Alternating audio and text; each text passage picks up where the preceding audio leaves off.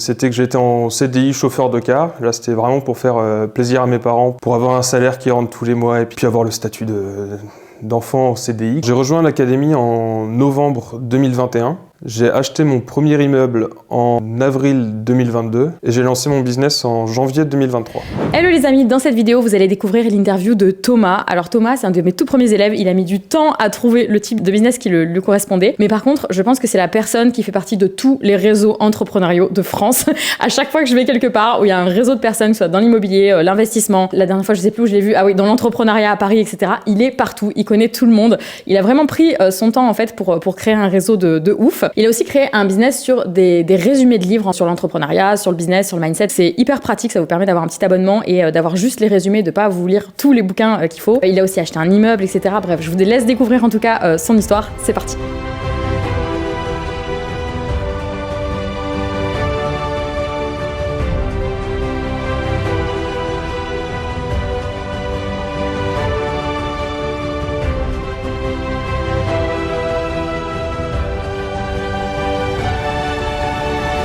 Moi, c'est Thomas, j'ai 27 ans, je suis entrepreneur et investisseur en immobilier. J'ai lancé un business en ligne il y a quelques temps et j'ai investi aussi déjà dans l'immobilier. J'ai rencontré Léa sur une histoire assez drôle. En gros, c'est qu'elle avait posé une question sur le groupe de Christopher Wangen sur l'immobilier et en passant en fait ma souris sur sa tête, il y a son nom qui est ressorti, il y a eu Travel Cowgirl et moi le nom Travel me parlait vraiment parce que du coup j'ai été beaucoup dans le voyage. J'ai été voir son profil et quand j'ai vu qu'elle faisait du business et tout à côté, je fais bah c'est génial, vas-y, je vais la suivre. Et après, je sais pas à quel moment du coup est-ce qu'elle a lancé son académie, mais du coup j'ai suivi un peu son parcours comme ça. Ma situation avant l'académie, c'était que j'étais en CDI chauffeur de car. Là, c'était vraiment pour faire plaisir à mes parents, pour avoir un salaire qui rentre tous les mois et puis avoir le statut d'enfant en CDI. Donc j'étais en quête de liberté, beaucoup. Donc j'ai beaucoup voyagé à cette époque-là. J'ai commencé à voyager seul pour apprendre à me connaître moi-même et pour découvrir de nouvelles personnes.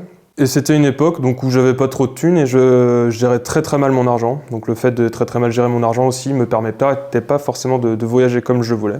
Le déclic qui m'a vraiment aidé à vouloir changer de vie, ça a été le fait de voir qu'il y avait des gens qui étaient capables de vivre de leur business en ligne, qu'on voyait généralement sur les réseaux sociaux, qui se montraient en voyage avec un ordinateur simplement pour pouvoir gérer un business et tout ça, quoi. J'ai rejoint l'académie en novembre 2021, donc c'était au lancement, tout premier lancement de l'académie. À présent, donc j'ai fait plusieurs choses, j'ai testé pas mal de choses, mais là j'ai lancé un business de résumé de livres pour les entrepreneurs, en gros, pour leur permettre d'apprendre beaucoup plus vite, pour beaucoup moins cher aussi. Je sais que la formation, moi, quand il fallait acheter une formation, ça coûtait très très cher au départ, alors que tout le contenu était dans les livres. Et moi, justement, je voulais faire en sorte que les gens puissent avoir tout ça pour un prix qui était dérisoire. J'ai aussi investi dans l'immobilier depuis. J'ai même repris un CDI pour pouvoir continuer ça aussi et puis pouvoir trouver de la liberté financière grâce à l'immobilier aussi. J'ai choisi de rejoindre l'académie de Léa pour l'énergie que Léa avait.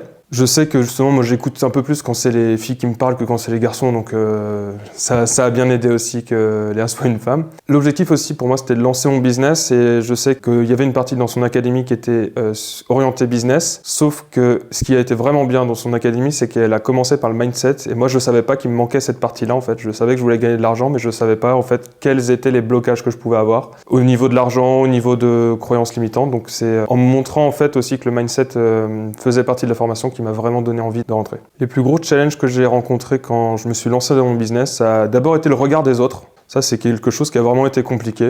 Et il y a eu également aussi de trouver vraiment une idée qui me corresponde pour aider les gens et pour m'aider moi-même aussi. Donc un truc vraiment vertueux. Quelque chose dont je suis vraiment fier que j'ai fait grâce à l'académie, donc c'est justement par rapport à la question d'avance, c'est que je me suis lancé, déjà pour commencer, sans avoir peur du regard des autres. Une erreur que j'ai fait et que je continue encore à faire, mais à moindre mesure, on va dire, c'est de ne pas dire non à des choses qui m'éloignent de mes objectifs. 2 habitudes que j'ai mis en place grâce à l'académie. La première, c'est la méditation. Donc je suis quelqu'un qui a un esprit qui part un peu dans tous les sens, et donc le fait d'avoir un esprit qui part dans tous les sens, ça n'aide pas à avoir une ligne directrice, et la méditation, en fait, m'aide à me calmer et à me vider l'esprit. Et me vider l'esprit, c'est ce qui me fait trouver de nouvelles idées quand j'en sors. La deuxième, c'est la douche froide. C'est quelque chose comme pour la méditation qui m'aide à me calmer puis à me reconcentrer vraiment sur mes objectifs et puis sur moi aussi. L'académie a apporté quelque chose que je n'avais pas soupçonné. C'était des nouvelles relations avec des personnes qui sont comme moi, des personnes bienveillantes, des personnes qui ont envie de réussir, des personnes qui se montrent sur les réseaux sociaux. Donc moi justement c'était un peu ma peur au départ. Et aussi une autre chose, donc comme j'expliquais aussi tout à l'heure, c'est vraiment de prendre conscience que le changement vient de l'intérieur et que pas de l'extérieur. Donc en gros